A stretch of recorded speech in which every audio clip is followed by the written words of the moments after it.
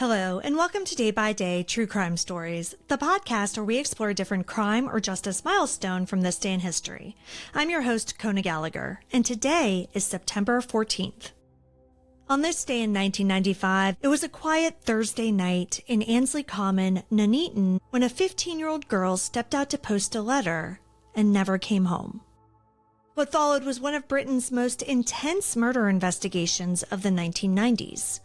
It was an inquiry that leaned on a brand new national DNA database and a rare mass screening, and a community that still watches the man convicted of killing her fight for his release. Today, we're discussing the murder of Naomi Smith. Let's get started.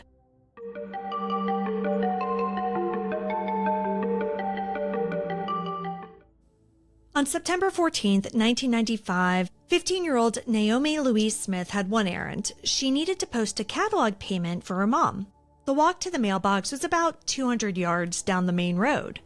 It was a short trip, just a few minutes out and back. Now, earlier that night, Naomi and her best friend, Emma Jones, had been at a marching band rehearsal. Emma's family dropped Naomi home, and about 9:45 p.m., Naomi opened that door again for her short errand.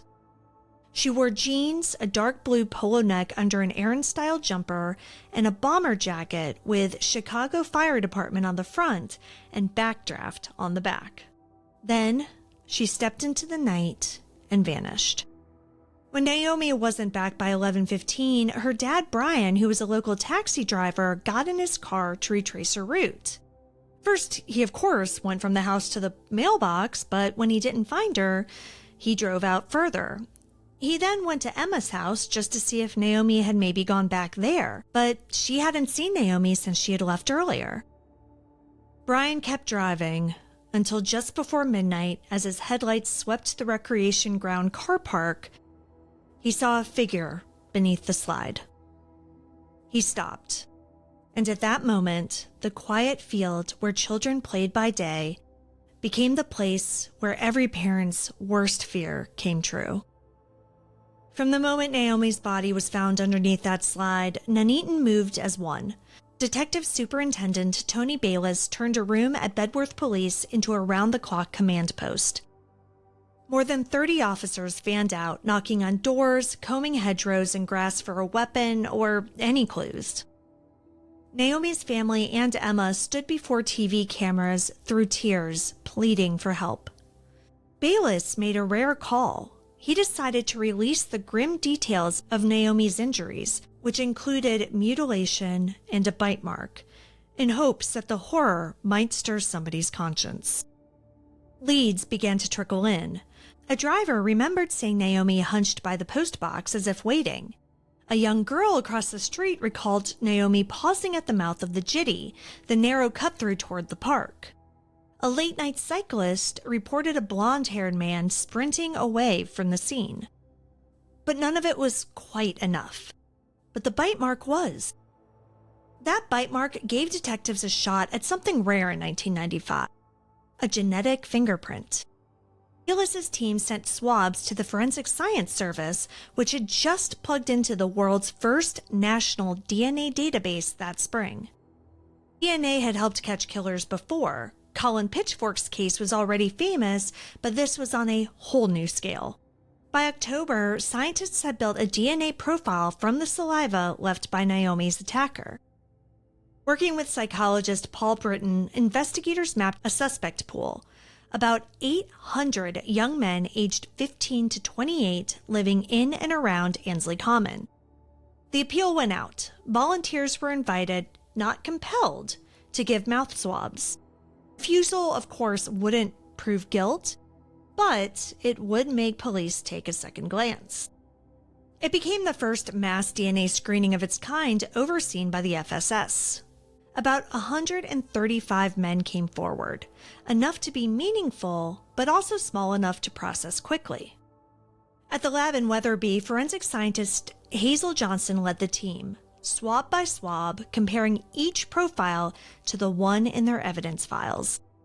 The new database wasn't just a net to catch a killer, it was also a fast track to clear the innocent.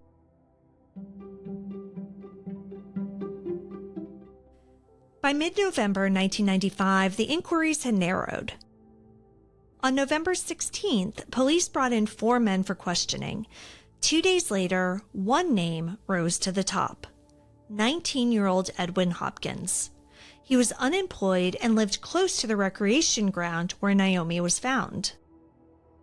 On November 18th, he was charged with Naomi Smith's murder. 2 days after that, he stood in the Nuneaton Magistrates Court and gave only the basics: name, address, date of birth. Bail was refused. Meanwhile, grief pressed down on the Brett's Hall estate, where Naomi had lived. Teachers consoled her classmates, and parents warned each other not to let their kids walk alone after dark. Detectives admitted that the brutality had changed the mood overnight.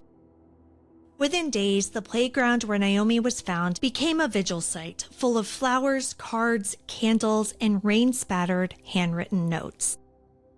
In December, Chapel End Methodist Church filled for her funeral. The town's sorrows seemed to spill into winter and stay. At trial in early 1997, prosecutors laid out the case against Edwin Hopkins. The DNA on the bite mark, eyewitness sightings, his proximity to where the body was found, and the timeline.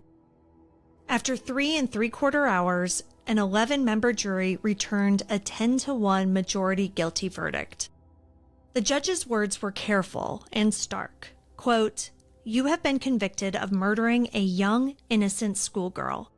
It was a savage murder, a sadistic murder, and you are a very dangerous young man." End quote. Hopkins received life imprisonment. The judge initially recommended a 20-year minimum. In February 1997, the Lord Chief Justice, Lord Bingham, suggested 17 to 18 years. And in May 1999, Home Secretary Jack Straw set the tariff at 18 years, positioning Hopkins for parole eligibility in November 2013. Hopkins never admitted guilt. In 2004, his legal team tried to raise doubt by pointing toward another violent offender, Andrew Dexter. Police reviewed it and declined to reopen the case. In 2010, Mr. Justice King upheld the 18-year minimum. By 2021, Hopkins had been moved to an open prison, which was a step toward release. By late 2023, nearly 3 decades on, Edwin Hopkins had served his minimum term. In November, the parole board directed his release. The reaction in Nuneaton was immediate: shock, fear, and anger. But Hopkins' freedom didn't last long. Within 23 days, Hopkins was recalled to custody for allegedly breaching his strict release conditions. There was no new crime, just a failure to abide by the rules that came with his freedom. Naomi Smith's murder began with a simple errand. It led to a landmark conviction anchored in early, painstaking DNA work, and it left a long ache in a town that rallied around a family. As the legal pieces keep shifting, one promise remains: that communities, investigators, and the science they use will keep pushing, even after the headlines fade. Thank you for joining me on today's episode of Day by Day True Crime Stories. If you found Naomi's story compelling, please subscribe, rate, and review the podcast. It'll help us grow. And be sure to join me again tomorrow as we explore another significant event in true crime history.